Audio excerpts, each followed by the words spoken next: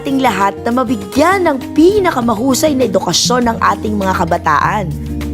Pangarap natin na lahat ng bata ay makakapag-aral at ang lahat ay mabibigyan ng dikaligtad na edukasyon sa mga paaralang maganda, ligtas, at mahusay ang pamamahala.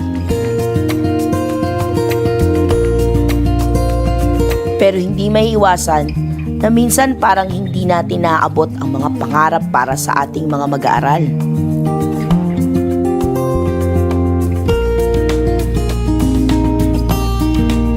Minsan, parang napakalaki ng mga balakid.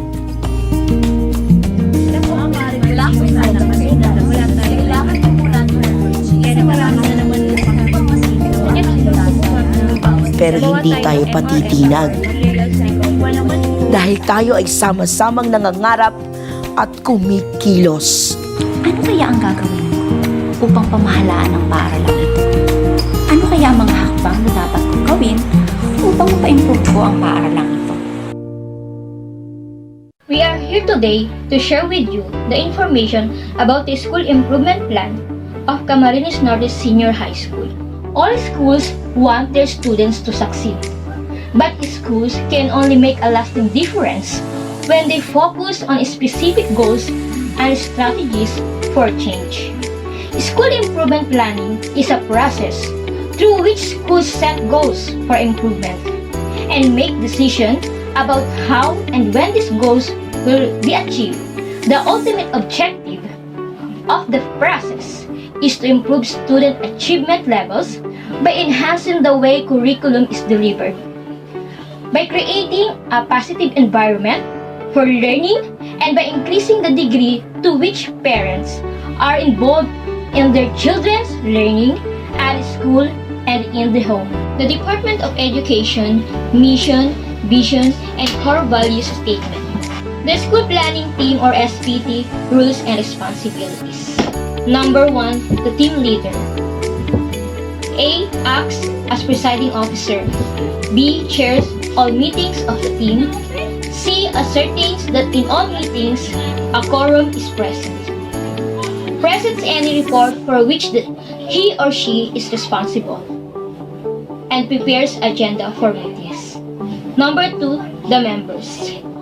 Provides accurate and clear information necessary for decision making. Keeps up to date with new initiatives that are occurring. Must act honestly, in good faith, and in the best interest of the school. Must use the powers of office for a proper purpose in the best interest of the school as a whole. Must recognize that he or she has a responsibility to all parents.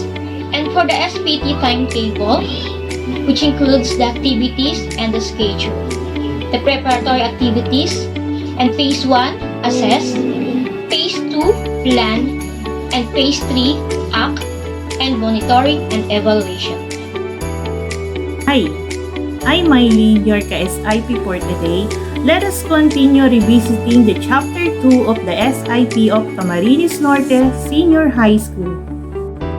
This chapter of SIP presents the updated, accurate data gathered and informations about the school status in the last 3 school years. Let's take a look on the summary of schools' current situations of Camarines Norte Senior High School data and information. It includes total enrollment, health nutritional status, textbooks, faculty and staff data and information, numbers of teachers attended training, physical plant and facilities, source of fund, performance rate, learner-teacher ratio, learner-classroom ratio, learner-toilet ratio, stakeholders' participation, and schools awards recognitions. After knowing the school current situation, now let's go to the planning worksheets of Camarines Norte Senior High School. It contains the 27 priority improvement area of the school need to be addressed. The planning worksheets also lay out the general objectives on how to address the PIAs, the root causes of the PIAs in the time frame when the objectives will be accomplished. So we are on the chapter 3 of the School Improvement Plan or the SIP. So dito po papasok ang mga root causes na ating ginawa ng solusyon at ipapatupad sa loob ng isang taon. Ang mga project work plan ay kailangan isama sa ating AIP or Annual Implementation Plan upang mabigyan ng kaukulang budget. May mga tamang proseso din po sa pagpapatupad ng planong ito para mas maging epektibo. At ngayon, ay ipapaalam ko sa inyo ang mga root causes at ang mga solusyon nito. Dito sa Project Work Plan and Budget Matrix, naka-identify po lahat ang ating mga root causes at ang mga solusyon na aming ginawa. Una, no water connection from local water district. Ang solusyon, WASH or the WASH and Clean Program. Pangalawa, no available washing area, no potable water resources, and no proper container for eating utensils. Solusyon, clean school canteen, utensils for healthier tummy. Pangatlo, no fund resource for feeding program. Solusyon, gulayan sa paaralan. Pang-apat, improper health practice. Solusyon, advocacy on good nutrition and healthy lifestyle. Panglima, no available health record and medical history. Solusyon, pangkalusugang pagsusuri gabay sa malusog na pag-aaral. Pang-anim, poor health education regarding the programs. Solusyon, programang pangkalusugan hatid ng DOH at DepEd. Pang-pito, lack of medical equipment and no capacity to manage the cases. Solusyon, pagtakbo sa malapit na pasilidad para sa karagdagang lunas. Pangwalo, lack of medical equipment and medicines. Solusyon, clinic sa paaralan, serbisyong pangkalusugan. Pangsyam, other subjects are not the priority subjects of the student. Solusyon, variety show, display of talents and skills. Pangsampu, teachers' instructional competence and instructional facilities and materials. Solusyon, PIB towards proficiency. Pang-11, an evaluated research paper. Solusyon, STEM, SHH or Senior High School Research Title and Final Oral Defense. Pang-12, no forum for senior high school students to showcase their research projects. Solusyon, CNS-HS Second Research Summit, disseminating research result and showcase of research output. Pang-13, undecided exits after graduation. Solusyon, knowing my choices and wonderful career day. Pang-14, newly established school or lack of historical data. Solusyon, SBM towards excellent school performance. Pang-15, working parents. Magulang ko, katuwang ko sa edukasyon ko. Harmonizing school activities through team building. Pang-16, no training provided for teachers and students on DRRM skills and lack of DRRM equipments. Solusyon, bawat isa ay batang kalasag. Not every hero wears a cape. Plan and practice your escape. Pang-17, no available room for library and learning materials and textbook. Solusyon, virtual classroom for the 21st century learners. Pang-18, students are not mindful in cleanliness of the school. Solusyon, construction of materials recovery facilities or MRF, basura mo, uwi mo policy, pulis pangkaligtasan at pulis pangkalikasan, kalinisan mo YesO sa pagbabago, school-based YesO camp. Pang-19, less appreciation in nature. Solusyon, Green Day Friday and Tree Butte. Pang-20, no fund source for YesO mandated programs and projects. Solusyon, Project YesO fundraising drive. Pang-21, no supply learning module or textbook from DepEd Central Office. Solusyon, book is mind power. 22, family issues, environmental stress, and financial problem. Solusyon, STEM warrior, winning the battles of life every day. School-based guidance program. My school, my second home. A GADV AWC advocacy. Mother title has existing issue. Solusyon, uphold ownership through land title. And lastly, busy stakeholders. School and community partnership in educating a child, or SCPEA. So pagkatapos nating malaman ay kailangan naka-address ang root cause within the control of the school, and it should be sustainable and economical. Thank you. Camarines Norte Senior High School would like to present to you the annual implementation plan for school year 2021 to 2022. Guided by the DepEd mission, vision, and core values, its adjustment and alignment to SDO for strategic directions at DepEd Learning Continuity Plan based on the guidelines on DepEd Order No. 12 Series of 2020. Camarines Norte Senior High School stakeholders came up on adjusted annual implementation plan aligned to basic education learning continuity plan that will respond to basic education challenges for the new normal. The first item in our annual implementation plan is the current school operating expenses, and the school improvement projects and mandatories are the following: traveling expenses, semi-expendable office equipment, water and electricity expenses, Fidelity Band premium, and ICT equipment. Improvement areas comprises access, quality, and governance. We will have to enumerate some and important programs, projects, and activities for access, quality, and governance. Every student must have equal opportunities to complete basic education, and learners are in school and learning centers are DepEd intermediate outcomes for access. On accessibility, Camarines Norte Senior High School have early registration and remote enrollment for senior high school regular students. Our aim is to attain 100% enrollment of school-age children for senior high school entrance.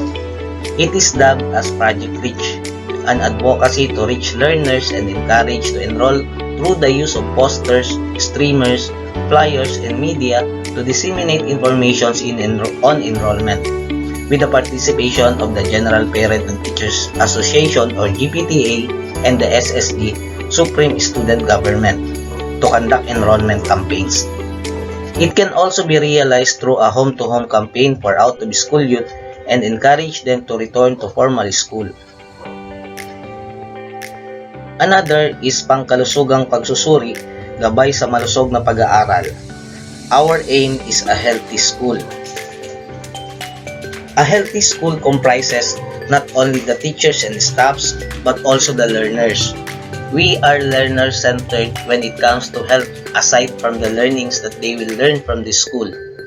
Providing for a student health record and documentation of students' nutritional status is obtaining baseline data of students' health and nutritional status, a way of determining programs to achieve health and ensuring that all learners are in school healthy, wherein sickness are hindrances to learning.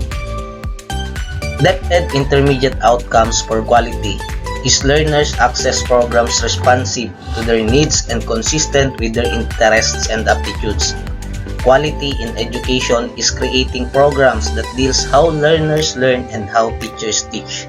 STEM Senior High School research titled Oral Defense and Final Defense, a program that will determine the viability of the research project through feedback and suggestions by research experts would enhance the capabilities of the students in formulating actions and solving problems on issues and concerns.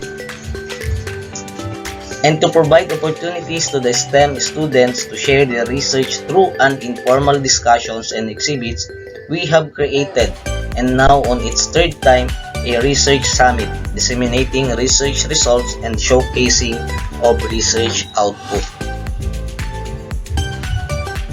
Governance is the last key factor in determining priority improvement areas. It is how do school head manages and supervises the school. Its aim is for education leaders and managers practice participative and inclusive management processes.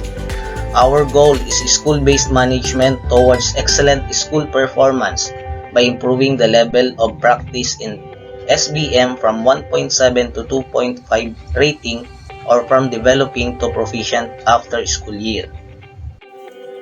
Good morning! A pleasant day to everyone.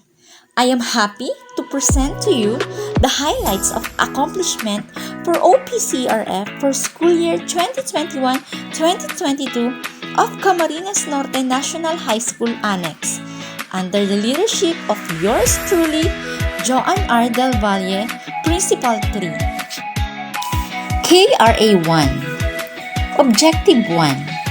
By the end of the school year, conducted 22 classroom observations to 11 teachers to achieve learning outcomes.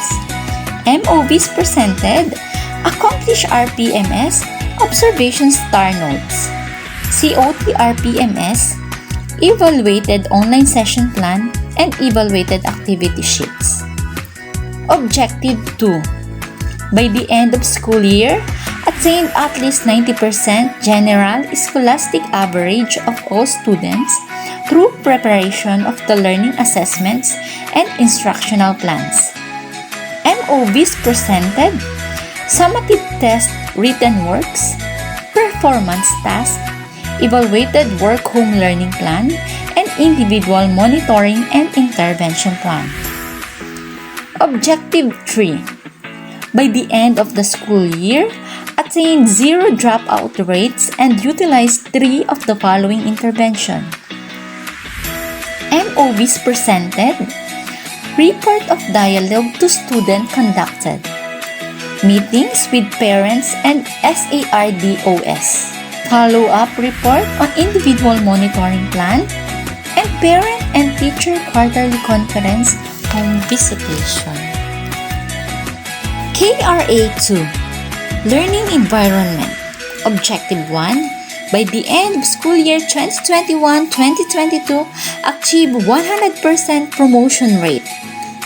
MOVs presented, reports of dialogue to student conducted, meeting with parents of SARDOs, follow-up reports on individual monitoring plan, parents and teachers quarterly conference, and home visitation.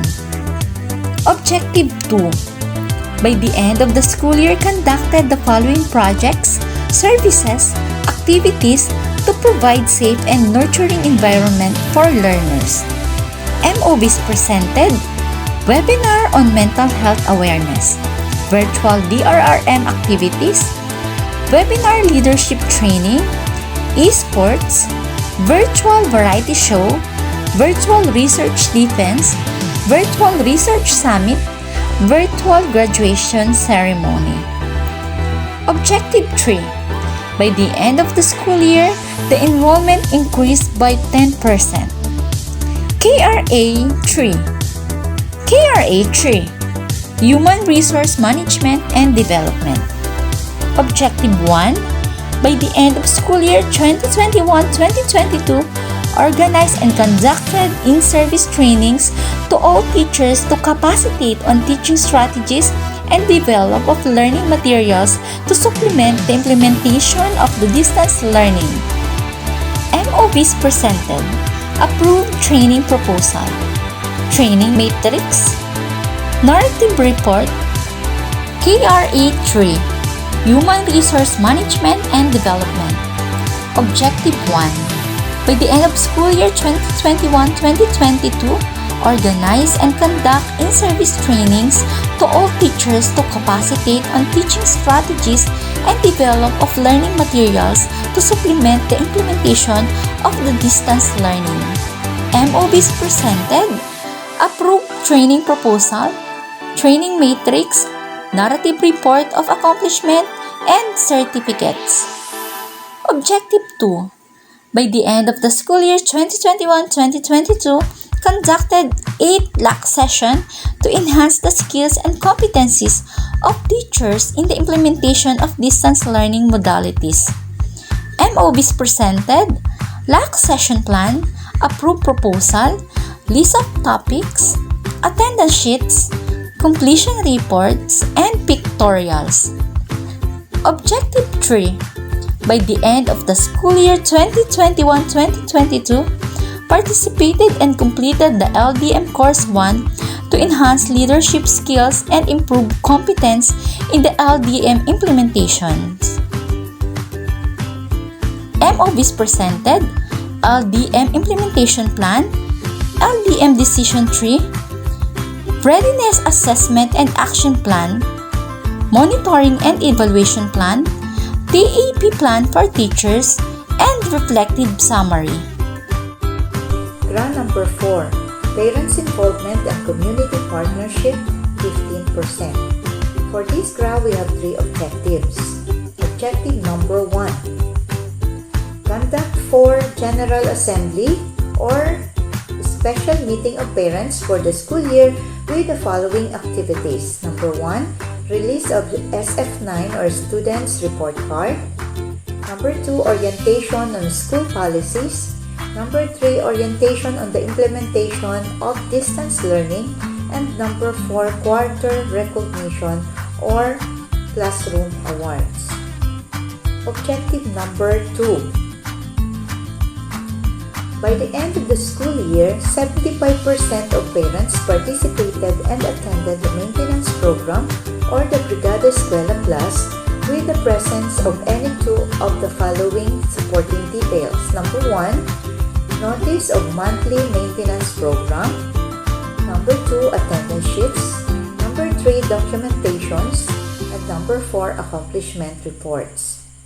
For objective number 3, by the end of the school year, conducted virtual portfolio day to showcase the accomplished projects or tasks of the students in the new normal education with approved proposal, accomplishment report, pictures, and attendance sheets.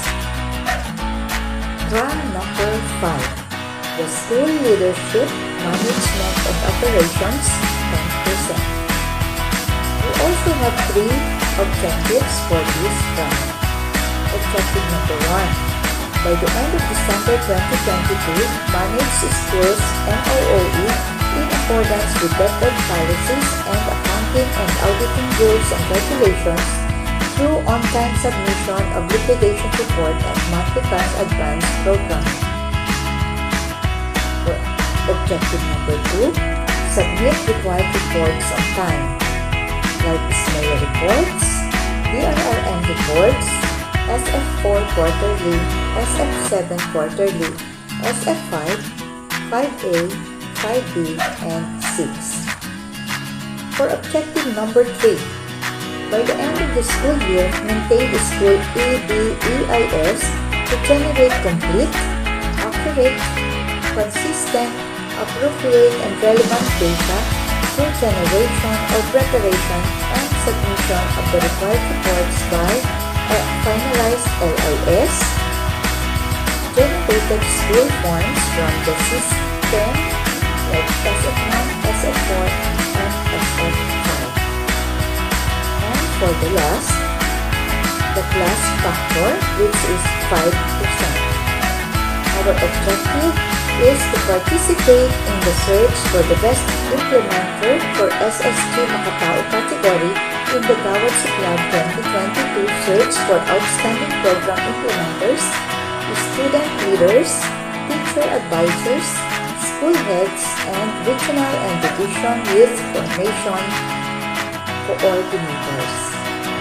This is the end of our presentation. Thank you for listening.